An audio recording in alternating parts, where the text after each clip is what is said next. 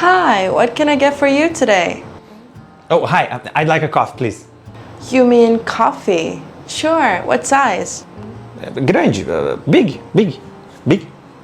Oh, you mean large.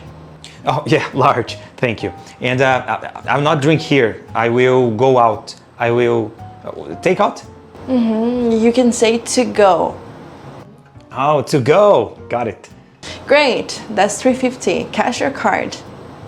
Aceita Pix? Do you accept the Pix? What? No, card. Can be card. Okay, there you go. Thank you. Hey, lembre-se sempre, mesmo que o seu inglês não seja perfeito, o mais importante é se comunicar. Let's do it!